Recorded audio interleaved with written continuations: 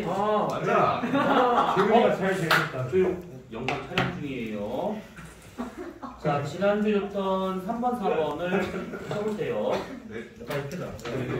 지난주에 뭐 이거 파란 색깔 파이죠. 응? 지난주에 많아서 프린트를 안 받았어요. 지난주에 안 왔어? 재원이요. 재원이도. 난 받았지. 왜? 넌 훌륭한 학생이니까 수업 시작 전에 다 받았어. 전 받았는데 없어요. 말하는 거 같아. 나도 받을 적이 없어. 잠깐만. 봐봐 이거. 네 저도 쌤 저요. 잠깐만. 받았는데 없어요. 진짜 야 연병. 3이 없어. 왜 3이 없지? 열심히 쓰고 있어야지. 아, 미안. 쌤 3도. 자기 고친 사람 아니야. 뭐라고? 4는 있어요. 우리 한번 시기 차 맞고 시작할까? 이게 뭐야 도대체? 짬돌로 사. 쌤 영상 촬영되고 있어요. 촬영되고 있다. 제 맞아. 너 손 왜 벌려? 달라. 아 없다. 아니 우선 힙색 먼저. 오. 네. 오, 힙색 먼저. 아마 이러고 나가면은 내일 나갔을 때. 그러면 너 방패 조심해. 내가 뒤에 짱돌 던질 테니까. 벽돌 던지면 나다 생각을 해. 없는 사람 누구지? 이럴 거면 씨 매주 짱돌로 왔어요. 네. 없으면 줘요? 참 지랄도 다칠 없다. 아유 미안하다. 아이 기껏 맞춰놨는데 거기다 왜 또 거기다 올려놓고 뭐 하는 거야? 몰랐어요. 또 없는 사람 또 누구라 했어? 저세 번 했어요. 와. 3, 4번이요. 학생이 없어. 아 미안해. 나 거친 사람 아닌데 오늘 좀 애들이 거칠게 만드네. 짱돌로 자, 3개밖에 없네. 저요. 저요. 저 네 세번 명이네. 했어요. 버리기는 버려요. 가위바위보. 가위바위보. 안 내면 진 거 가위바위보. 나이스. 됐어. 넌 죽고 우선은. 오케이. 안 내면 진 거 가위바위보. 오케이. 멋째 빼고 주면 돼. 안 내면 진 거 가위바위보.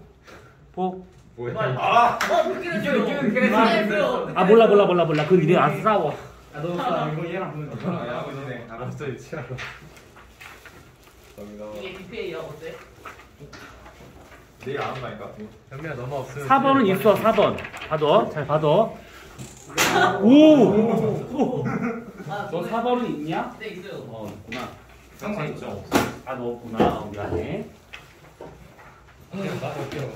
그러면 온 김에 그냥 진 김에 다 죽여 지금. 우선은 온 김에 다 죽여. 3개. 아들 이름은 김동훈. 네, 하나 더 주셔야 명언이 지지 않을 거예요. 4개 줬는데? 5개 아니에요. 아, 먼저 주지 않았나? 아, 쌤 5번은 어디 있어요? 시겠지. 아 그랬어? 기다려 현민아. 기다려. 너무 앉아.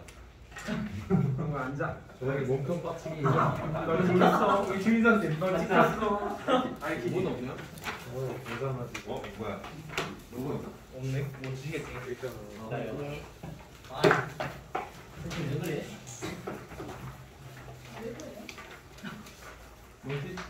2번이 남는 게 없다. 민수아. 아 있어? 일단 집에 가서 뭐. 자, 그러시고 집에 시험범위 나왔나? 안녕. 아직 안 나왔지. 대체로 판 구조론까지는 무난하게 아마 시험법에 들어갈 것 같은데 그 다음 거는 아마 안 들어갈 것 같아요. 부교재 싹다 들어간다고. 네? 예, 부교재. 부교재. 싹 다요. 싹다? 네. 부교재가 뭔데? 이거 저번에 주세요 그거. 저거. 저게 다 들어간다고? 이빨. 뭐라고? 무슨 소리 하는 거야? 저게 다 들어가. 1학기였나? 1학기 다 들어가고 1학기에. 아. 그래서 판 구조론까지 아마 시험범위에 될 것인데 그때 들어 이 미친놈들. 자, 다음 주까지 개념 프린트물을 줄 거예요 이것처럼. 그래서 판 구조론을 주고 나면 아마 한 3주 정도 남을 거예요. 그러면 그때는 이제 파트별로 쪼개가지고 서술형 대비를 할 거니까 우선은 개념 문제로 이제 이게 워밍업 한다라고 생각하시면 될 것 같아요. 그리고 매번 공부해서 아시다시피 지구과학은 지금 열심히 공부해봤자 또 까먹어요. 그러니까 막판에 가서 서술형 할 때 그때 바짝 올려서 하면 우선 성적은 무난하게 나오는 거니까. 그리고 촬영 중이긴 하지만 만약에 이번 중간고사 성적이 막 그지같이 나왔다 이렇게 했는데도 그지같이 나왔다 그러면 나는 그 그분을 살짝 저기 진실의 방으로 불릴 거예요. 그래서 불 끄고 심도 깊은 대화를 말로 하지 않을 겁니다. 짱돌의 물리적 성장. 충격량을 몸소 체험할 수 있는 깨짐과 쪼개짐을 좋은 거였어. 이 두개골은 깨졌다. 아니면 뭐 돌림 힘을 작용한다거나 뭐 이런 것들. 선생님 근데 다음 주가 이제 3주예요. 다음 주가 3주라니. 아 이번 시험이 4월 마지막 주잖아. 3번 남았어요. 맞아요. 4월 마지막 주잖아. 지금 3월이야. 근데 세 번이 걸려. 4번 남았어요. 분발합시다 그러면. 네. 니네는 그리고 일요일 날 몇 시에 수업이 있어? 몇 시에 수업을 몇 시에 끝나? 9시 반에 시작해가지고 10시 반? 어? 10시에 끝나. 아니야. 그건 영어고. 영어 없잖아. 영어는 없어. 없어? 영어 있어? 디페이 영어 있어. 그래서 안 써? 디페이 세 개. 있어. 디페이 영어 있다고. 그러니까 잠깐니까 자 나는 여기 이 학원뿐만 아니더라도 다른 학원도 있을 수 있는 거잖아. 일요일 날 나는 몇 시에 수업을 시작해요? 9시 반. 9시 반. 더 이런 사람 없지? 네. 그리고 끝나는 시간이 몇 시야? 8시 20분. 8시 20분. 아 조용해. 아닌 것 같아. 너 지금 아니 일단 영어는 영어를 해야 돼. 아 영어 뒤에 있어? 네. 10시야? 네.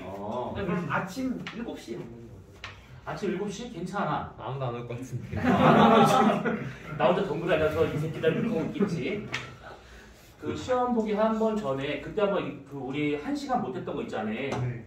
그거에 대한 보강 겸 그리고 좀 약간 뚝딱한 겸 그래서 한 번은 날 잡아서 보강을 해야 될 것 같은데 그거를 토요일 날은 제가 안 되고 일요일 날은 아침밖에 안 되겠네. 네. 그래. 그러면 뭐 8시. 그럼 연합 시간에 짐으로. 우선 좀 더 생각을 해보자. 우리 8시. 4월 달에 빨간 날이 없네. 자, 그러면 거기에 3번 프린트물 30문제 정도밖에 안 됐었기 때문에 아마 쉽게 풀었을 거라고 난 믿어요. 자, 여기서 질문이라고 할 거는 아마 없을 거라 봐. 왜냐? 광문인데 이거를 이해하는 것 자체는 전공자나 이해하는 것이지 그렇지 않으면 그냥 우리나라의 대표적인 교육 방법인 GH 교육으로다가 그냥 암기만 하시면 되는 겁니다. 그러면 질문 한번 쑥 들어가 볼까? 이럴 때는 제일 위부터 시작하는 게 맞아요. 자, 재원 씨. 네? 자, 내가 안면 시작인 거 말했나? 네. 나 얼굴이 이제 차츰 익어가고 있는데 이름은 당최 머리에 안 들어와. 왜 그런지 모르겠어. 자, 재원 씨. 자, 질문 쑥 들어가요. 자, 정말 쉬운 거야. 모수 웃기기 1번부터 10번까지. 오. 저는 8번. 어? 야? 야 여기 나와. 닥쳐. 빨리 8번 맞잖아. 맞아. 한 번도 안 했어. 여기서. 나? 한 번에 나와. 살썩함. 그 다음. 청소. 형석. 청소? 인회서. 오. 이러면 곤란해요. 아무리 외우지 말았지만 이거 지금까지 그게 아니면 안 되지. 네.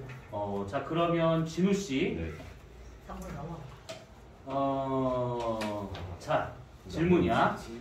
자, 감남석의 좋은 색은? 검정색. 교육이 처박히잖아.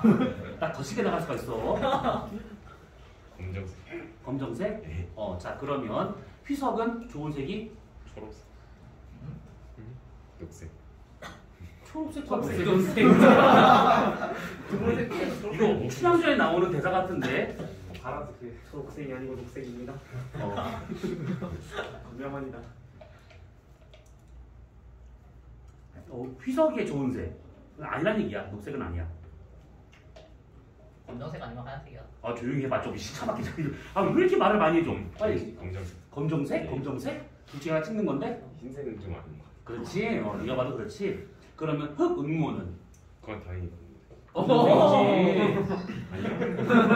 그렇지. 그렇지. 흰색이야. 네, 그렇습니다. 자, 민준 씨. 죄송합니다. 뭘 질문할 줄 알고? 자, 동제이상 관계 이 단어를 몰라도 돼. 자, 근데 탄소가 고압 아무튼 뭐 여러 환경이 될 수 있어. 압력과 온도에 따라서. 자 그러면 탄소가 동질상 관계에 있어. 그럼 뭐 나오고 뭐 나올까? 너무 쉬운 거야 이거는. 네? 탄소가 저압 환경에서는 무슨 광물 나오고 고압에서는 무슨 광물 나올까? 야, 이거는 상식이야. 지구학이 아니라 상식이야. 이건 나와. 이건 나다. 끝났다. 간단하게 생각해봐. 간단하게 생각해봐. 너는 몰라. 탄소? 탄소. 네? 아니 탄소가 탄소요. 탄소 C. 탄소가 진짜 저압일 때 뭐가 나오고 고압일 때 뭐 나오냐고. 석탄? 석탄이죠. 아 너 진짜 와나 너 촬영하는 거 너 정말 천만다행인 줄 알아. 촬영만 안 했으면 너 진짜 그냥 자 그러면 신입생 성함이 어떻게 돼요? 방예린이요? 그러면 예린씨 어디까지 공부됐는가 한번 물어볼게요. 긴장하지 말고 편하게 대답하시면 돼요. 이렇게 나오는 거. 석탄 남이. 정말 쉬운 거야. 이거는 모르면 지금 사람도 아니야. 이게 밑바닥 까는 거는 너무 쉽다는 얘기입니다. 자, 방해석의 화학식은 분자식은 너무 쉬워, 너무 쉬워. 나 몰라. 나 알 것 같아. 아닌가? 뭐 대단한 걸 내가 물어봤구나. 네. 몰라요? 헐 대박 사건. 역시. 내려. 내가 아무데나 손 드는 거 아니야. 많이 아는 건 그러니까. 자 그러면 문제를 보면서 그래 정리를 하자. 어차피 광물은 외우는 수밖에 없는 거라서 누가 더 많이 알고 있는가에 따라서 결정이 되는데 다시 한번 얘기하지만 너네는 100% 서술형이고 단답형이야. 그러면 보기를 보고 골라내는 것이 아니라 머릿속에 들어있는 걸 끄집어내야 되는 거기 때문에 거기 나와 있는 기억, 니은, 이거 있잖아. 그 내용들을 꼼꼼하게 보셔야 되는 겁니다. 그냥 허투루 보시면 안 돼. 그러면 우리 여기서 1번 문제를 그때 풀었었나? 네. 그렇지. 2번도 풀었었나? 네. 이번은 기억이 안 나네요. 몇 개를 풀었던 거는 기억이 나는데 뭘 풀었는지 시간이 안 없어요. 풀었어요. 풀었어요. 안 풀었어요. 안 풀었어. 풀었어. 아니 뭐가? 2번 풀었어. 아, 이번은 풀었어. 그거였어? 자, 알겠습니다. 네. 그러면 그냥 넘어가서 그러면 뒤에 나와 있는 5번 문제는 풀었었나요? 네. 네. 네. 이게 지금 석탄. 이게 탄소가 어떤 환경에 놓이냐에 따라서 나타날 수 있는 동질 이산 관계가 되고 있는 중이지 하나는 금강석이 되느냐 아니면 흑연이 되느냐 이렇게 볼 수가 있는 거라서 이 관계는 우선 봐두시면 되는데 얘랑 똑같은 걸로 해가지고 6번 문제를 보시게 되면 화학 조성이 똑같은 남정석, 홍주석, 규선석이라고 하는 광물이 나오는데 이 광물 이름을 외워서 문제는 안 나올 거야. 근데 A가 남정석이고 B가 홍주석이고 C가 규선석이에요. 근데 중요한 것은 그게 아니라 화학 조성이 같은데 얘네들이 어떤 압력, 어떤 온도를 경냐에 따라 가지고 나타날 수 있는 광물의 종류가 달라지더라 이 얘기입니다. 그렇다면 이 세 개의 관계는 동질 이상 관계가 되고 있다는 얘기지. 똑같이 탄소가 흑연이냐 금강석이냐라고 하는 것처럼 이런 성분이 남정석이냐 홍주석이냐 규선석이냐라고 하는 것이 달라지더라 이 얘기입니다. 자 그러면 1번은 우선은 틀렸겠고 남정석이라고 했었고요. 2번 세 광물은 유질 동상이 아니라 동질 이상 관계. 그러니까 같은 성분인데 다른 모양으로 나오고 있는 것들. 환경을 알 수 있다는 얘기지. 세 번째 세 광물은 물리 성질이 같게 나타난다. 물리적 성질이 같다라고 하는 것은 굿기, 쪼개짐, 깨짐 또는 뭐 이런 것들을 말하고 있는 것인데 결합된 형태가 달라요. 그러면 물리 성질이 같게 나올 수가 없다는 얘기죠. 흑연과 금강석은 같은 성분이지만 다르게 나타나고 있는 것이라고 생각하시면 돼요. 네 번째, 온도 압력이 T일 때 세 광물이 공존할 수 있을 것이다. 세 개 다 나온 겁니다. 그래서 어떤 짱돌을 딱 쪼개서 봤는데 세 개가 동시에 나왔대. 그러면 적어도 걔는 어느 정도의 깊이, 온도, 압력인지가 딱 티 나더라. 이 얘기입니다. 그래서 답은 4번이 될 것이고 5번에 지하 5km 깊이에서는 B가 더 저온에서 생성될 것이다 되어 있는데 5km에서 저온이라 하게 되면 B보다 C가 더 잘 나올 수 있다는 얘기지. 그래서 이것만 딱 보면서 똑같은 성분인데 얘가 좀 같은 깊이인데도 불구하고 온도가 낮네. 그러면 이런 광물이 나오겠구나. 이렇게 어떤 지표를 삼을 수 있는 것들이다 라고 보시면 되는 겁니다. 그러면 그 광물이 포함된 주변의 짱돌들은 그 환경에서 만들어졌다라고 볼 수가 있는 것이죠. 아무튼 답은 4번이 될 것이고 비슷한 얘기로 7번 문제를 보시면 광물의 화학 조성을 나타내는 것들이다 되는데 여기서 이 광물의 이름은 몰라도 돼요. 이거 갖다 나오진 않아. 근데 아마 이게 나온다 그러면 거기 나와 있는 것처럼 화학식이 다 주어질 거야. 그러면 딱 보는 순간 아 탄산염이구나. 그러면 얘네들이 앞에 칼슘 분야, 철이 분야, 망가닌 분야, 마그네슘 분야에 따라서 이름은 다 다르지만 어차피 비슷한 성질을 갖고 있겠구나 라고 생각하시면 되는 겁니다. 유질 동상관계죠. 그러면 마그네사이트 처음 들어봤다 하더라도 이거의 겉모양은 알아. 무슨 모양일까요? 평행 사변형 모양 나와야겠죠. 방해석과 같은 모양 나와야 될 겁니다. 자 그러면 옳은 설명 1번 고용체 아니죠. 2번 화학 조성이 같을 것이다. 화학 조성이 완전히 같을 수가 없는 것이지. 그치? 그 다음에 결정 구조가 다르다. 같아요. 동상이니까. 유질 동상이니까. 그 다음에 네 번째가 맞는 얘기입니다. 물리적 화학적 성질이 유사하다. 똑같은 건 아니지만 유사합니다. 다섯 번째, 화학 조성이 일정한 범위 내에서 연속적으로 변한다. 다른 말로 고용체냐라고 묻는 것인데 지난주에 얘기했습니다.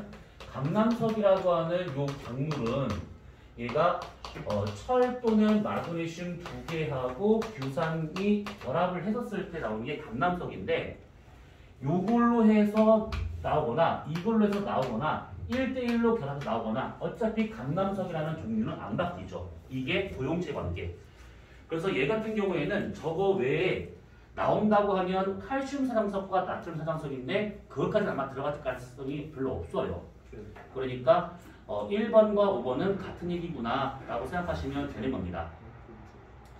과학적 성질에 대한 것은 나중에 G2 때 광물 파트에서 다시 한번 할 거라 그때 가서 더 보시면 되는 겁니다. 자 그러면 이 광물 문제를 다 풀 수는 없으니까 자 푼 것들 중에서 질문 몇 번이요? 라고 하면 그거를 보도록 합시다. 몇 번이요? 5번? 9번이요. 9번. 9번 풀어주셨어. 아니 나 그래서 다시 듣고 싶어. 알겠습니다. 9번 또 21번. 21번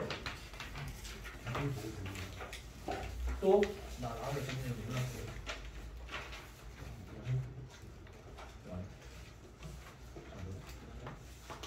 23번.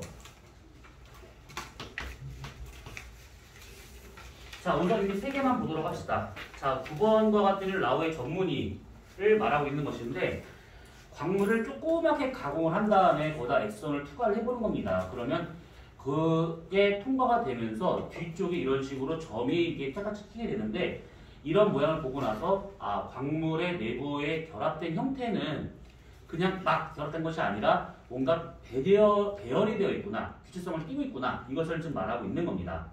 그러니까 이것부터 시작을 해가지고 광물을 연구하기 시작했다라고 보시면 돼요. 자, 기억. 액선을 통과할 때 나타난 전문이다. 그렇고요. 원자 이온 배열 상태가 규칙적이다. 그렇고요.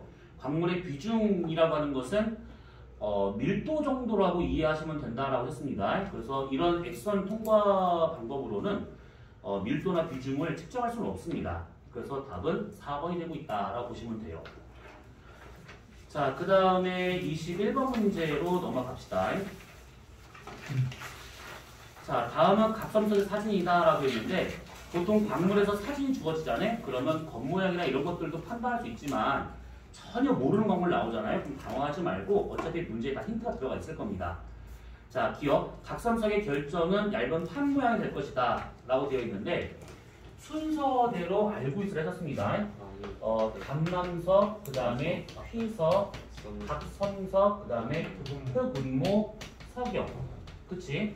그러면 얘가 독립사면체, 단쇄상, 독쇄상, 층상, 망상 구조 되어 있는 것이지. 일로 가면 갈수록 원자들의 결합력은 강해질까 약해질까? 결합력은 점점점 더 강해집니다. 결합력이 커진다라고 하는 것은 그만큼 공유되고 있는 산소수가 더 많아지고 있다라고 볼 수가 있는 것이죠. 그리고 이렇게 결합력이 강해진다라고 하는 것은 풍화에 대해서 얘네들이 견딜 수 있는 정도를 따져본다 그러면 얘는 풍화에 대해서 상당히 강하게 나타나지만 감남석은 풍화에 대해 상당히 약합니다. 이런 것들. 그래서 결합된 모양만 보고 나서도 아 얘가 어떤 광물이 있구나 라고 하는 것들을 좀 기억을 해두실 필요가 있어요. 공유 산소수와 같은 경우에는 뭐 그냥 그런가 보다 하고 받으시면 되는 겁니다. 자, 그러면 21번 기억. 각섬수의 결정형은 얇은 판 모양이다. 그렇지가 않죠. 얘나 지금 다 보시게 되면 요 세 가지는 쪼개지만 얘만 지금 깨짐이에요. 각섬석과 같은 경우는 긴 주상의 형태로 나타나는 거기 때문에 얇은 판 모양, 흑음모가 아니다 라고 봐야겠죠. 니은 각섬석은 규선염이 판상 구조를 결합해서 판상이나 침상이나 얇은 판이나 다 똑같은 말이죠. 그러면 니은은 틀렸다 라고 볼 수가 있을 겁니다. 저기 앞에 있는 저 5가지 광물은 전부 다 규산염 광물이에요. 보통 광물을 구분할 때 규산염이다 라고 하게 된다고 하면 방금 된 것처럼 SiO4가 기본 구조로 되어 있는 것들 얘네들 다 뭐 더 추가를 한번 해보자면 장석 계통도 있는데 장석은 크게 정장석과 사장석으로 구분이 돼요. 요거는 구분되는 것이 내가 망치를 쳤었을 때 그 망치의 정방향으로 쪼개지는지 아니면 쳤는데 사선으로 쪼개지는지에 따라서 정장석, 사장석. 사장석은 다시 두 개로 구분되는 것이 칼슘 사장석이냐 나트륨 사장석이냐 이렇게 구분되는데 요거는 나중에 G2에서 하게 될 거니까 그런가 보다 하고 보시면 돼요. 엄밀히 말하면 요 관계가 고용체 관계가 되고 있는 겁니다. 자, 그러면 니은은 틀렸고 디귿 규선 3연체에 있는 4개 산소 이온 중에서 2-3개의 산소 이온이 인접한 3연체 규소 이온과 결합하고 있다. 그렇습니다. 이거는 나중에 결합의 형태 그 비율을 보고 판단하시면 되는 것이고 이을 산소 원자의 비율은 동일한 질량의 희석 내 산소 원자의 비율보다 더 작을 것이다. 그러니까 얘 같은 경우에는 독립산소이기 때문에 SiO2가 돼요. 1대4가 되고 있고 얘 같은 경우에는 SiO2가 돼요. 1대2가 되고 있죠. 그러니까 전체에서 차지하는 산소가 4개에서 2개로 줄어들고 있다라고 볼 수가 있는 겁니다. 그러면 답은 3번이 되는 것이죠. 네, 지금 네. 빼짐이랑 쪼개짐이 규칙적인 거랑 구조에 따라서 다니는 거예요. 그렇죠. 그러니까 깨짐과 쪼개짐이라고 하는 것은 결합력이 주변 원자와 비슷하게 결합이 되어 있으면 깨짐. 근데 특정한 배열을 갖고 얘가 되어 있으면 쪼개짐. 그러니까 예를 들면 이렇게 되어 있다. 그러면 힘을 가하면 방향성 없이 얘네도 느슨하고 다 느슨하기 때문에 방향성 없이 다 깨지는 것이지. 이것이 더 똘똘똘 뭉친다고 하더라도 어차피 방향성은 없습니다. 다 강하게 결합되어 있으니까. 그래서 다 이렇게 깨져버린 것이지 다. 근데 그렇지가 않고 하나의 긴 판과 하나의 긴 판으로 얘네끼리는 강하게 결합되어 있고 강하게 결합되어 있는데 이 두 개 판 사이만 느슨하게 결합된다고 하면 여기를 따라서 얘가 쪼개질 수 있더라. 이 얘기입니다. 그러니까 결합력이 강하냐 약하냐가 문제가 아니라 결합력의 패턴이 있는가 없는가 이 차이라고 보시면 돼요. 자, 그 다음에 23번 문제. 자, 규선임이 반사슬 구조로 연결되어 만들어진 희석을 나타내는 것들이다 라고 되어 있습니다. 자, 반사슬 구조는 사실이 광물의 결정 모양에 결정적인 영향을 미치는 뭔 소리야.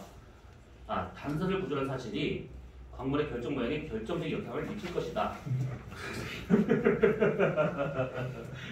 재밌네. 이거는 이과를 농락하는 거 아니에요? 그러니까 사실이 긋고 그 다음에 이거 주어져. 그 다음에 광물의 결정 모양에 결정적인 역할을 미칠 것이다. 결정과 결정이 다른 한자죠. 아무튼 겉모양에 중요한 영향을 미칠 것이다. 그렇죠. 이렇게 결합되는 형태를 보고 겉모양이 나온다라고 생각하시면 될 것 같습니다. 자, 니은 맞아. 희석은 규선임이 길게 결합된 구조니까 결정은 얇은 판 모양이 아니죠. 길게 결합됐으니까 길게 쪼개지는 겁니다. 그 다음에 다 결합 구조는 광물이 쪼개지는 방향과 상관이 없어. 그럼 뭐하러 하고 있어요? 그렇지 않아. 희석은 반사슬 구조이기 때문에 단 2개의 방향으로만 쪼개질 수 있어. 반사슬 구조를 하게 되면 이게 길게 늘어지는 거죠. 이렇게. 그러면 이 방향대로 우선 한번 쪼개집니다. 그런 다음에 얘가 끊어질 때가 있겠죠. 그러면 이 방향 하나, 이 방향 하나. 2방향으로 쪼개진다라고 보시면 돼요. 그래서 광물의 쪼개짐은 이렇게 광물이 있다. 그러면 한 개로만 쪼개지면 한 방향 쪼개짐. 그때 위, 아래, 침상으로 구분되기 때문에 침상 쪼개짐 또는 판상 쪼개짐.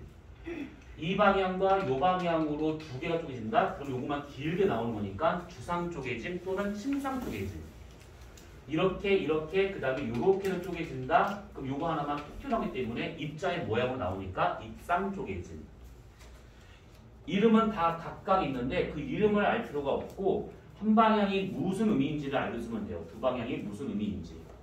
한 방향은 판의 모양으로, 두 방향은 길게, 세 방향은 덩어리로. 그럼 답은 2번이 되더라 라는 겁니다. 자, 그 외의 것들을 한번 그냥 쭉 보시면 될 것 같고, 자, 4번으로 넘어가도록 합시다. 4번.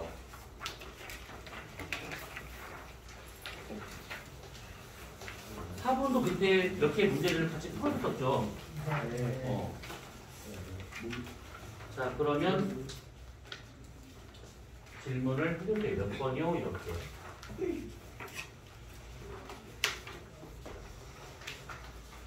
네? 질문이 없다고? 진짜? 애초에 한 사람이 있어야 그러면 내 차례인가? 간만에 힘이. 이건 참. 재미지네. 위에서부터 재원이부터. 또 뭐는 아니야. 한 가지만 얘기를 하고 우리 콕콕 집어서 보도록 합시다. 우리가 예전에 직권의 구조에 대한 얘기를 살짝 했습니다. 근데 요거는 좀 다른 얘기가 될 수가 있어요. 자, 여기가 지금 대륙지각이고 여기가 해양지각이 되고 있는 중이지. 이렇게 바다가 있습니다.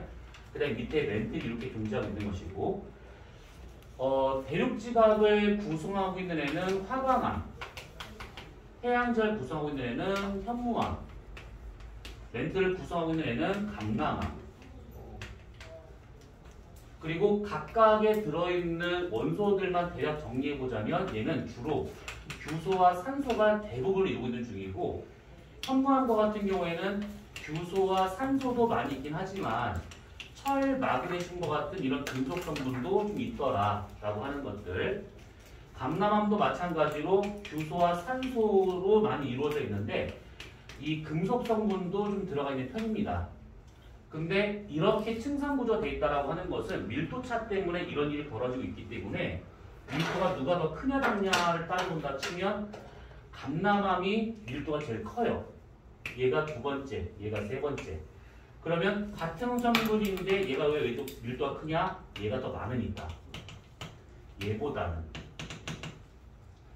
그래서 감남암의 밀도가 제일 크다. 세 개만 놓고 보자면.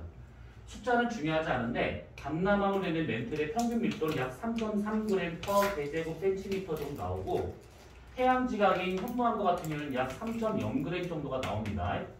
그 다음에 화강암으로 되는 얘네들은 약 2.7g 정도가 나와요. 정확한 숫자 갖다가 나오는 문제는 없는데 대략 밀도수는 비교할 수 있어야 됩니다. 이것이. 그 다음에 지각과 멘틀의 경계면 여기를 우리가 모호면이라고 보통 말하죠. 모호로 비치치 불연속면 줄여서 모호면. 그때 모호면의 평균 깊이가 대륙지각에서는 약 한 35km, 해양지각은 약 5km 정도에서 나타나고 있습니다. 자, 우선 여기까지는 알고 있는 내용이라 치고 여기에서 사람이 더 들어가잖아요. 그러면 멘틀의 최상부 여기가 딱딱하게 암석되어 있지. 그래서 대략적으로 이런 식으로 그림을 그릴 수가 있는데 여기하고 얘를 포함한 여기까지 우리가 암석권, 판. 그쵸, 판. 자, 근데 지금 얘기하고자 하는 것은 얘가 아니라 뭐냐면 판 바로 밑에 여기에 살짝 들어가 있는 층이 하나 있어요. 요 층 이름은 들어본 적 있을 것 같은데 저 속도층이라고 하는 게 들어있는 것이죠. 이 층의 두께는 다른 거에 비하면 약간 얇은 편이긴 한데 아무튼 저기를 지나갈 때 지진파의 속도가 느려지더라. 속도가 저가 되는 층이구나 라고 볼 수 있는데 우선은 지금 쓰는 공식은 몰라도 돼. 문제는 안 나옵니다. 그냥 관계만 불려 쓰는 거예요. 피파의 전달 속도는 전체 루트에서 암석의 밀도분의 3분의 4 전단 개수 더하기 최대 탄성 개수가 있고 에스파의 속도와 같은 경우에는 전체 루트 해가지고 암석 밀도분의 전단 개수라고 하는 것이 있습니다. 요거 저기 뭐 하자는 거예요? 지금 할 거 아니에요. 근데 곧 하실 겁니다. 요거 네? 보셨어? 하셨어? 선생님. 아 내가 하셨다고? 놀랬네. 지금은 할 거 아니고 나중에 2학년? 빠르면 G2에서 늦으면 그 고급 지구학에서 2학년 1학년 때 이게 아마 하게 될 것이고 그때 이거 갖다가 직접 뭔가 하게 될 겁니다. 계산하면서. 근데 여기서 말하고자 하는 것은 이 식 갖다 뭐 하는 것이 아니라 지진파의 속도는 결국 암석 밀도의 반비례관계라는 거. 암석의 밀도가 커지면 속도가 줄어드는 게 정상입니다. 그런데 실제 지구 내부로 들어가게 된다고 하면 점점점 암석의 밀도가 증가하다 보면 속도가 느려지는데 오히려 더 빨라지고 있다는 거. 그럼 왜 빨라지는가? 얘가 증가하잖아요. 얘가 줄어드는 건 맞아요. 그런데 얘가 증가하면 분자값이 더 많이 증가합니다. 그래서 결과적으로 얘가 증가하는 것처럼 보이더라라는 얘기지. 밀도가 증가하면 얘가 증가하는 관계, 감소하는 관계 맞아요. 근데 밀도가 증가하면 분자값이 다 증가하기 때문에 결과적으로 지진파 속도가 더 빨라지더라 이겁니다. 그래서 P파든 또는 S파든 암석 밀도에 비례하는 것처럼 보이더라 이 얘기입니다. 자, 그러면 이게 왜 있냐? 암석의 밀도를 결정지을 수 있는 것이 몇 가지가 있는데 첫 번째 온도, 두 번째 매질 상태, 세 번째 암석의 종류, 네 번째 깊이, 암석이 놓여있는 깊이. 자, 우선은 이 네 가지 관계에서 봤을 때 온도는 고온 아니면 저온이 돼야겠죠. 그러면 암석 밀도는 저온일 때가 더 커요. 부피가 더 줄어들고 있으니까. 매질 상태와 같은 경우는 암석으로 되어 있느냐 마그마로 되어 있느냐 그럼 당연히 암석이 고체니까 밀도가 더 커서 이쪽의 전파 속도가 더 빠릅니다. 암석의 종류라 치면 화성암으로 되어 있느냐 퇴적암으로 되어 있느냐를 비교하게 되면 퇴적암은 빈 공간이 있으니까 화성암의 밀도가 일반적으로 더 큽니다. 깊이는 깊은 곳이냐 얕은 곳이냐라고 하게 되면 깊은 곳은 압력이 높지. 그러면 암석을 꽉 쥐어짭니다. 그래서 깊은 데에 있을수록 암석의 밀도가 커요. 그 말은 저온일수록 암석일수록 화성암일수록 깊은 곳에 있을수록 암석 밀도가 크기 때문에 지진파 속도가 더 빨라진다. 이 얘기 되고 있는 겁니다. 자, 그러면 이 얘기를 왜 했냐? 여기에서 속도가 느려지고 있대요. 그러면 요것들 중에서 뭔가 하나가 변화가 됐으니까 속도가 떨어진다라고 봐야겠지. 그러면 잘 잡혀봤을 때 온도를 비교하게 되면 여기나 여기나 여기나 여기나 어차피 여기는 같은 온도, 더 높은 온도, 더 높은 온도. 그럼 온도는 아니라고 봐야 돼요. 매질 상태 여기가 어떤 상태일지는 우선은 지금 이제 정답은 요 놈인데 매질 상태가 달라서 속도가 떨어지는 겁니다. 암석의 종류 여기가 화성암인데 여기는 퇴적암이다? 불가능하죠. 깊이 밑에보다 여기가 더 얕아요. 그쵸? 그러면 우선은 깊이는 아니에요. 셋 중에 요 놈이 변화가 된 거다라고 보시면 되는 겁니다. 요 놈이. 그러면 매질 상태가 달랐다라고 하는 것은 그래프 하나로 설명이 가능한 것인데 이렇게 했었을 때 이쪽을 깊이 킬로미터라고 보고 이쪽을 온도 도시라고 생각을 하고 관측자가 사람이 여기 서 있는 겁니다. 지표에. 자, 그럼 이렇게 서 있는 상태에서 지구 내부로 들어갔을 때 암석 종류에 따라서 녹는 점을 우리가 쭉 선을 그어본다면 대략 이렇게 나타납니다. 이렇게. 이게 무슨 선이냐면 밑에 있는 것은 고상선, 위에 있는 것은 액상선. 그러니까 이 깊이에서 요 정도 온도까지는 고체로 존재하지만 얘를 넘었으면 고체가 아닌 상태가 바뀐다 이 뜻이고 이 깊이에서 이 온도를 넘어서게 된다고 하면 액체로 존재한다 요 얘기가 되고 있는 겁니다. 그 말은 액상선 위로 환경 변화가 생긴다 그러면 암석이 완전히 싹 다 녹은 상태, 완전 용융 상태가 되고 있는 것이고 이 고상선 밑에 환경이 나타나고 있다 그러면은 고체 상태이기 때문에 암석으로 존재한다 라고 보시면 되는 것이고 고상선과 액상선 사이 어딘가 나온다 그러면 암석이 다 녹은 것은 아니고 부분적으로만 녹은 상태인 부분 용융 상태가 되고 있더라 이렇게 볼 수가 있는 겁니다. 이것을 우리가 흔히 알고 있는 걸 따지면 여기는 짱돌, 여기는 마그마, 여기는 마그마 짱돌이 뒤섞인 상태. 이렇게 보시면 돼요. 그러면 실제 지구 내부의 온도선을 그려보잖아요. 이렇게 생각합니다. 요게 지구 내부의 실제 온도선이에요. 깊이에 따른 온도가 이렇게 바뀌고 있습니다. 그러면 대략 여기쯤과 여기쯤에서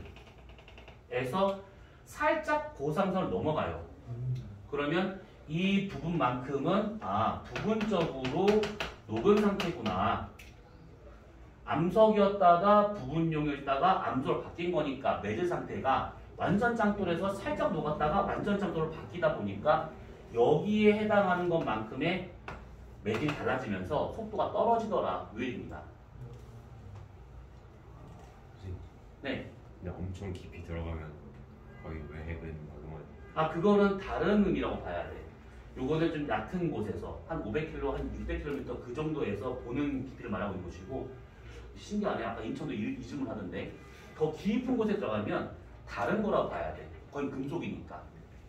혹시 마저 기다릴 수 있어요? 맞아.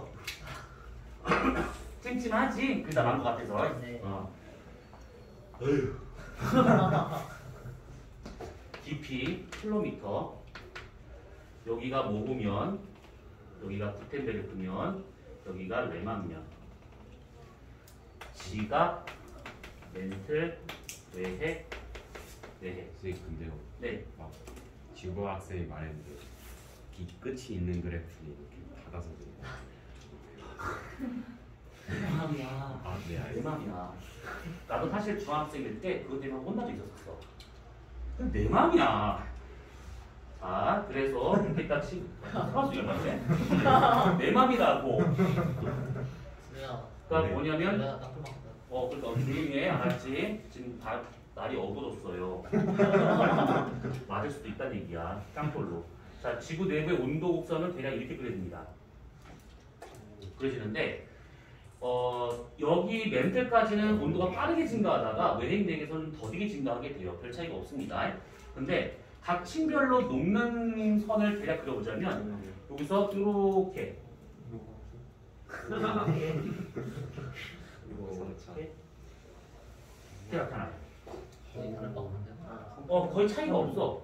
그러니까 요 파란색이 용융점, 빨간색이 지구 내부의 실제 온도. 여기서만 빨간색이 파란색 위로 올라가 버립니다. 그래서 여기만 녹는 거예요. 여기 나와 있는 것은 요만큼. 아니 여기 아니야. 요만큼 여기를 본 거 여기. 네, 여기까지. 요만큼 본 게 요거.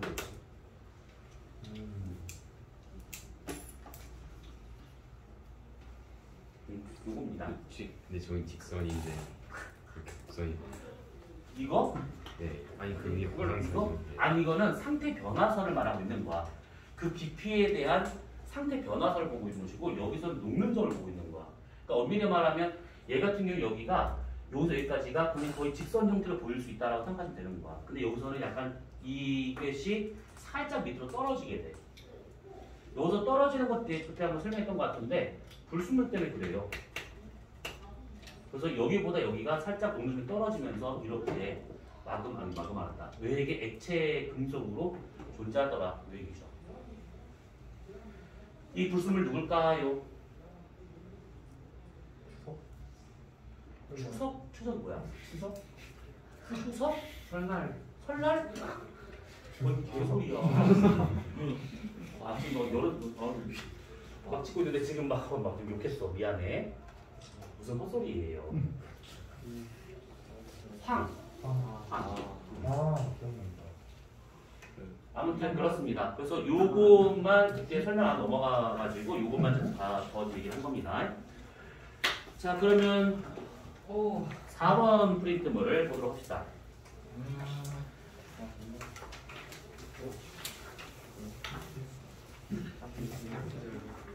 인천은 광물이 안 들어간대. 어렵다. 저번에 자랑하셨어요, 그래서. 아니, 자랑이 아니라 너무 화가 나졌어. 광물 수업을 다 했는데 다 끝나니까 얘기하더라고. 주민 이런 거 없나? 우리는 우리 되게 예전에 수원 안 나가서 학생이 뭐 시작점이 진짜 잘 맞았잖아. 걔네 명장 자, 그러면 4번 문제를 잠깐 봅시다. 4번 문제. 근데 풀어진 거 풀었어 이거? 네. 그래? 형 맞추려 있어. 그 4번에 나와 있는 그래프 정도는 기권에서는 기본적으로 알고 있어야 될 그래프야. 온도 변화냐, 아니면 기압 변화냐, 아니면 평균 분자량에 대한 것이냐, 이런 부분들을 알고 있는 것이고, 하나 더 추가하자면 오존의 분포량 그래프가 있긴 한데 그건 어차피 성층권에서 톡 튀어났다라고 하는 것만 알고 있으면 돼요.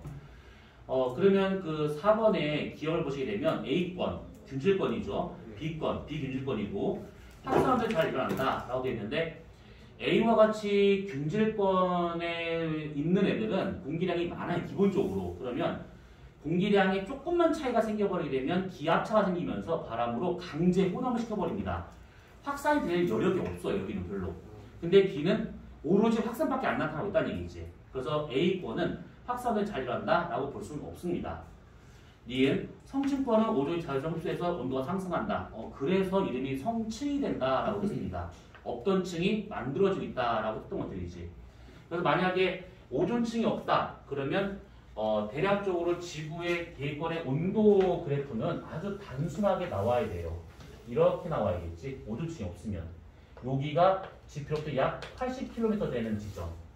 지금 여기를 보게 되면 대략 그 성층 그 중간 번개면 정도를 볼 수가 있는 겁니다. 그러면 여기서 여기까지는 행성 복사 에너지가 위로 올라서 감소하니까 점점점 떨어지는 것이고, 여기부터 올라간다는 것은 항성에서 받는 복사 에너지량이 증가하기 때문에 온도가 증가한다라고 볼 수가 있는 것이지. 단 거기 나와 있는 열권이나 여기 나와 있는 이 윗부분이나 별에 의해서 결정되고 있는 온도 분포인데 워낙 여기는 대기량이 적어요. 그래서 여기는 일교차라든지 연교차가 상당히 큽니다. 그래서 얘가 이렇게 지금 표시되고 있는 것처럼 온도가 증가한다라고 하는 것은 해가 떴었을 때, 낮일 때, 여름일 때 저게 되는 것이고, 밤이 되거나 겨울처럼 일사량이 적은 때가 된다고 하면 쟤보다는 살짝 거의 직선에 가까워 이렇게 위로 올라가는 그 수직선에 거의 가깝게 온도 분포가 나타나더라라고 볼 수가 있는 겁니다. 자, 그러면 니은은 맞겠고, 특히 그때 잠깐 얘기했다고 기억나는데 산소 원자와 산소 분자가 충돌하는 과정에서 오존 만들 때 그때 에너지를 방출하죠. 이것 때문에 성층권의 온도를 올리는 것이고, 반대로 얘가 깨질 때와 같은 경우는 자외선을 흡수를 해가지고 오존이 깨지면서 선택적 흡수를 하고 있더라. 이렇게 볼 수가 있는 겁니다. 아마 오존층 파괴에 대한 것은 문제가 거의 안 나올 거야. 왜냐하면 지금은 오존층 파괴라는 거를 들어본 지가 벌써 10년이 넘었어요. 그러니까 오존층은 계속 복구가 되고 있고 거의 지금 다 됐습니다. 그렇기 때문에 환경오염이라고 보기에는 약간 좀 민망한 상황이야, 지금은. 자, 디귿. 대륙과는 수증기 대류현상으로 기상현상? 그러겠죠. 리을. 고도 높을수록 태양 복수 에너지 아니죠. 답은 3번. 선생님 화장실 좀 촬영 중인데 갔다 오세요. 예. 자, 그 다음에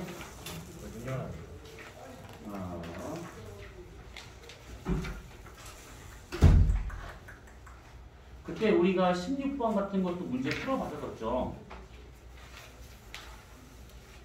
16, 17, 19 이런 거 다 문제 풀어봤었지. 네. 그러네요. 그거 네. 기억하지 않는데 이거 다 치고 그 다음에 조금 넘어가서 25번을 잠깐 봅시다. 25번. 그 지구의 외권의 자기장에 대한 것인데 지구가 이렇게 있어요. 지구의 자기장이 왜 생기는가에 대한 것은 아직도 가설입니다. 이거 몰라요. 자기장이 생기는 이유에 대한 것은 아직 모릅니다. 다이나모 이론이 있긴 하지만 그것이 약간 반론이 되는 것도 있다 보니까 그냥 그런가 보다 보시면 되는데, 추정컨대 현재 지구의 자기장은 외계의 흐름 때문이다라고는 우선 거의 대부분 학생들이 다 동의를 하고 있습니다. 근데 이거 외에는 없어요. 아무튼 지구의 자기장이 이렇게 형성이 되고 있습니다. 이런 식으로 여러 겹으로 형성이 돼요. 자, 되고 있는데 그때 외부에서 태양 복사 에너지가 태양풍이 밀고 들어옵니다. 이 태양풍이라고 하는 것은 이게 바람 풍자긴 하지만 이걸 그대로 봤잖아요. 그러면 내 몸에 있는 모든 애들이 다 인수분해 된다 생각하시면 돼요. 그냥 싹 터진다 이렇게. 그래서 얘 같은 경우는 보통 이 태양풍이라는 것은 태양 여기 표면에서의 폭발현상 때문에 생기는 것들인데 보통 대전 입자 또는 하전 입자들이 우주로 쫙 퍼져나가는 막 마셔요. 네. 흐름이다라고 보시면 되는 겁니다. 얘가 만약에 지구 표면 들어온다? 그러면 지구는 멸종이에요. 근데 지구의 자기력선이 얘를 막고 있기 때문에 지금 이렇게 우리가 앉아서 공부를 할 수 있는 것들이죠. 여기서 얘를 이렇게 쭉 맞게 된다고 하면 그때 거기 지금 그림에서 25번, 27번에 나와 있는 그림의 글씨를 보면 충격파 전면이란 말이라는 게 있습니다. 태양풍을 전면으로 막고 있는 이 부분을 이거 충격파니까 그게 전면의 뜻이고 이렇게 맞게 되면 여기 자기력선은 이렇게 좀 수축을 합니다. 좁아지게 된 것이고 태양풍이 이렇게 밀고 넘어가기 때문에 이 뒤쪽의 자기력선은 길게 빠지게 돼요. 그래서 태양이 어느 쪽에 있는가를 자기력선의 분포를 보면 알 수가 있는 겁니다. 여기는 살짝 줄어들게 되고 뒤쪽으로는 길게 늘어지는 이런 상태가 된다라고 보시면 되는 겁니다. 자, 그리고 또 하나는 얘네들이 밀고 들어오면서 지구 자기력선에 갇힌 입자들이 있어요. 그런 것들이 지구의 이 저위도 상공 여기를 큐브처럼 감싸고 있는 애들이 있는데 이렇게 안쪽에 감싸고 있는 내대와 바깥쪽을 감싸고 있는 외대로 구분이 됩니다. 두 가지로. 지구를 감싸고 있는 튜브 같은 게 있어요. 그래서 이것을 안쪽 걸 내대, 바깥쪽 걸 외대. 이 내대와 같은 경우는 주로 양성자라든지 중성자가 지구 자기력선에 잡혀 있는 것이고 외대는 주로 전자와 같은 가벼운 것들이 잡혀 있는 상태입니다. 이 둘을 발견한 사람이 벤 앨런이라는 사람이기 때문에 지 이름을 따가지고 벤 앨런대라고 말하고 있는 겁니다. 이렇게. 거기 좀 보시면 25번의 그림에 이게 무슨 와이파이 뜬 것처럼 보이는 거 있잖아요. 그게 안쪽에 있는 것이 내대, 바깥쪽이 외대, 합쳐서 벤 앨런대. 그러면 A라고 표시되어 있는 것이 25번 문제야. 외대를 지금 표시하고 있는 중이죠. 자, 기억. 외대에는 주로 전자들이 분포한다. 맞고요. 자기권은 지구 대기권 밖에 주로 분포한다. 자기권이 지구 만약에 안쪽에 있잖아요. 대기권 안쪽에. 그러면 태양풍을 그대로 받기 때문에 열권이나 중간권 상층부에 있는 것들은 다 날아갈 수가 있습니다. 근데 자기권이 대기권보다 더 멀리 감싸고 있다 보니까 태양풍의 영향을 좀 적게 받더라 라고 볼 수가 있는 것이죠. 이건 맞고요. 이건 태양에서 오는 고에너지 하천이 아니라 하전 입자들을 막아주고 있다. 그러겠죠. 하천 입자는 뭐예요? 나도 처음 들어봐. 하전 또는 대전. 답은 5번. 그러면 비슷한 걸로 27번 한번 보세요. 지금 자기권이래요. 자, 기억. A는 대부분 열권에서 방출된 물질이 아니라 벤 앨런대에 있는 애들은 태양풍에서 온 애들이 지구 자기력선에 잡혀 있는 상태입니다. 기억 틀렸겠고, 니은. 자기권 태양에서 만들어주면 벌써 틀렸죠. 지구 내부의 뇌의 흐름 때문에 라고 추정은 하지만 태양은 아니에요. 확실히. 디귿. 자기권 영의 크기는 자극축을 중심으로 태양보다 태양 반드시 더 클 것이다. 태양풍을 맞는 부분은 이게 작아지지만 흘러가는 뒷부분은 얘가 쭉 늘어지기 때문에 더 커진다. 이 얘기가 있는 것이죠. 그럼 답은 3번이 될 겁니다. 이렇게.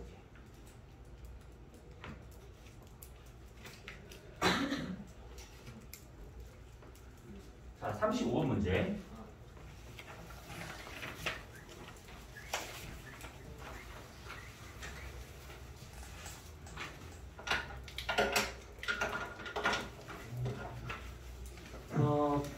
그 지구 전체의 물의 분포는 우리가 한번 싹 정리한 적이 있었는데 가장 많은 게 바닷물이고 그 다음에 육지에 있는 물이고 그 다음이 수증기 형태로 존재하고 있더라 이렇게 볼 수가 있는 것이죠. 수증기로 존재하는 것은 지구 전체로 비교했을 때 0.001% 정도밖에 안 되는데 이 정도 때문에 기상현상이 나타난다라 볼 수가 있는 것들이죠.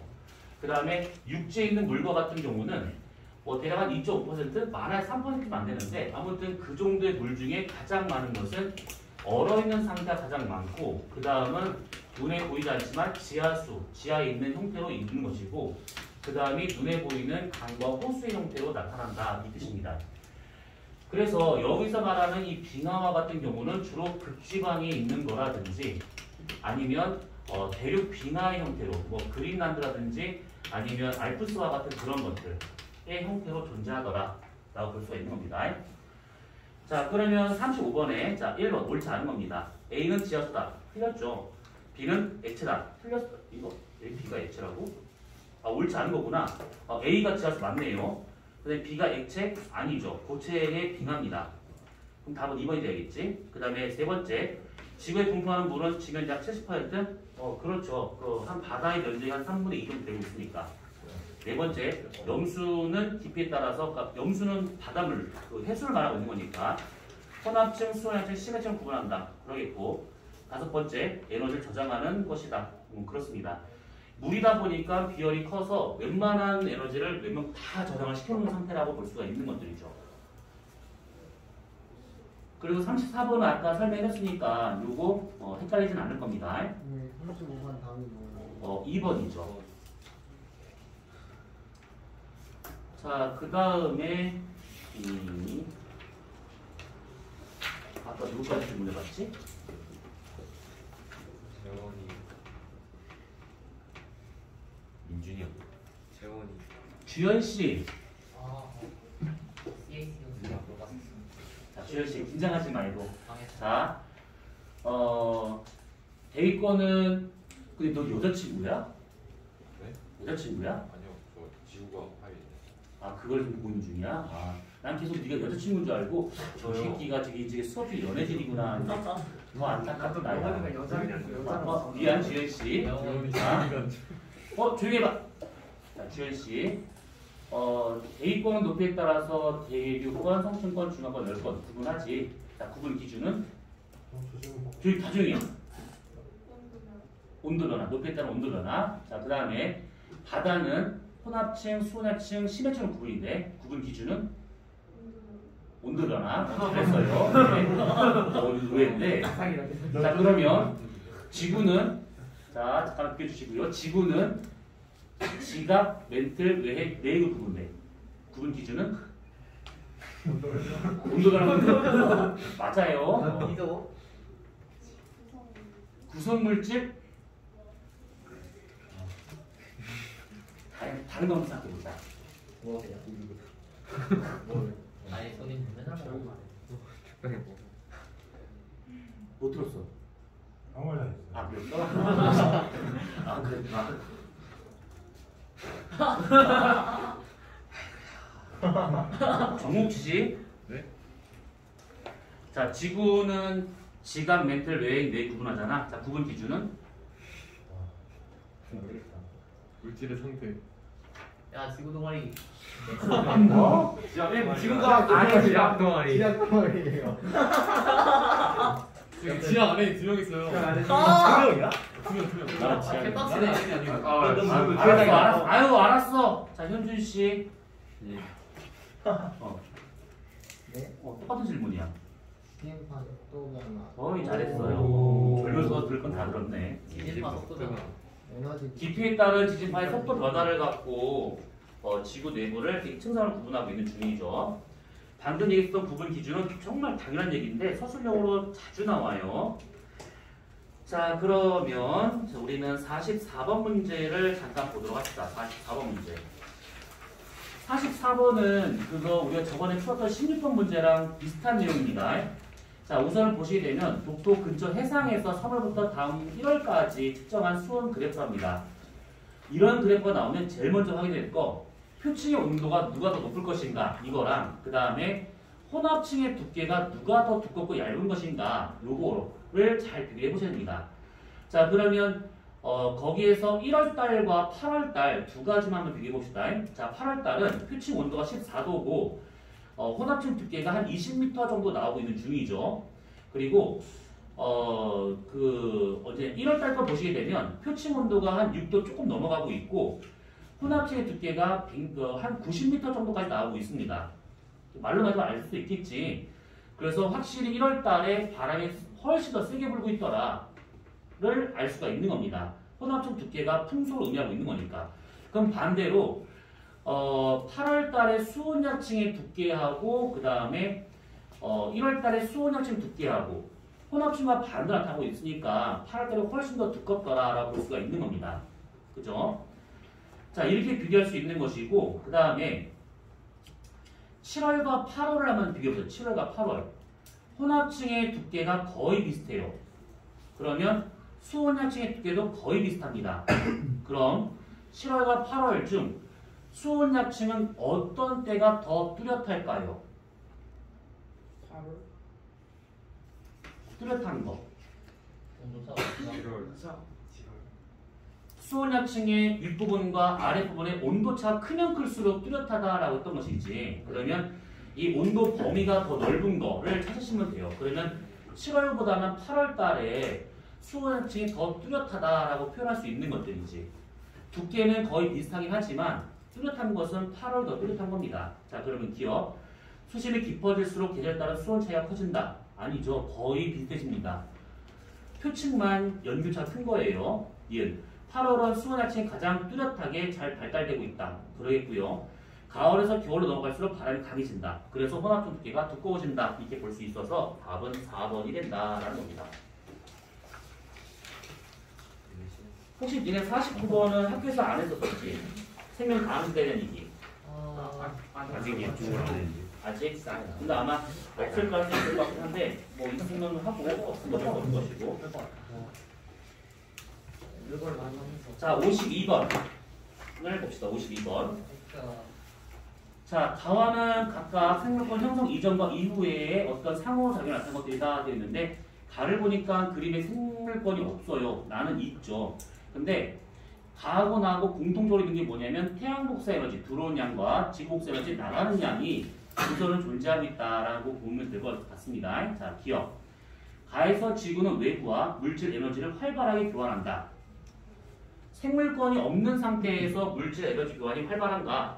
라고 했었을 때는 에너지 교환은 생물권이 있든 없든 상관없습니다. 항상 활발해요. 태양 복사 에너지, 지구 복사 에너지가 계속 왔다 갔다 하기 때문에 생물권의 존재 여부는 상관이 없습니다. 그런데 물질이지, 물질. 여기서 이 물질과 같은 경우는 생물권이 있든 없든 간에 물질 교환은 거의 잘 안 이루어지게 돼요. 외부에서 들어오고 있는 운석 같은 거는 있잖아요. 근데 이 땅에 있는 짱돌이 갑자기 붕 떠서 막 나가고 있어. 이런 경우는 없습니다. 대신에 이런 경우는 있지. 그 지면이 이렇게 있는 상태에서 대략 여기가 상공 100km가 되고 있대요. 그럼 여기가 균질권이 되고 있고 여기는 비균질권이 되고 있죠. 여기 있는 원소 누굴까? 수소하고 헬륨이 주된 것이죠. 밑에 있는 것은 우리가 알고 있는 질소, 산소, 아르곤, 이산화탄소 이런 것들. 여기 위에 있는 비균질권에 있는 얘네들은 가볍기도 하고 지구랑 멀리 떨어져 있기도 하고 그래서 얘네들은 자유롭습니다. 우주로 나가기도 하고 들어오기도 해요. 그래서 이런 정도의 물질 교환은 될 수 있지만 들어오고 있는 운석의 양에 비하면 이건 별거 아닌 것이죠. 그래서 에너지 교환은 활발하지만 물질 교환은 활발하지 않더라라고 볼 수가 있는 겁니다. 왜 생물권이 있으면 왜? 그러니까 상관이 없다는 얘기야. 왜 활발? 물질만. 응? 물질만이 있으면 관계없이 활발. 그러니까 활발한, 그러니까 생물권이 있든 없든 간에 에너지 교환은 활발하고 물질 교환은 활발하지 않다라는 거야. 생물권의 뭐 그거 상관없이. 니은 나에서 생물권과 다른 원소에서 물질 교환이 활발히 일어난다? 그렇죠. 이거 그때 한번 얘기했습니다. 얘가 만약에 돌아가셔서 땅에 묻었어. 그러면 이 생물권에서 직권으로 원소가 넘어가는 것이죠. 얘를 죽어서 화장시켰어. 기권 넘어가는 것이죠. 여름철에 물에 빠져 죽었어. 그러면 생물권에서 생물권으로 넘어가든지 생물권에서 수권 넘어가든지 뭔가 됐다는 얘기죠. 생물권에서 생물권 넘어가는 건 너무 좀 그렇다. 먹히는 거 아니에요? 생물권 수권에 뭔가 그런 게 더 좋지. 생물권에서 생물권 넘어간다면 안타까운 것이죠. 멍이가들. 자, 디귿. 자, 생물권 형성 이후 지구 환경 요소의 상호작용이 더 복잡한 양상이 되었다. 그렇죠. 권역 하나가 추가될 때마다 더 복잡하게 가더라라는 겁니다. 답은 4번이 돼야겠죠. 자, 각각의 권역에 대한 것은 이렇게 정리를 하기로 하고요. 잠깐 쉬었다가 아까 줬었던 5번과 6번에 대한 것을 보도록 합시다. 어디서 안 보라고? 서피스 몇이야? 근데 4번이라 했잖아. 니은 지금 서피스 하고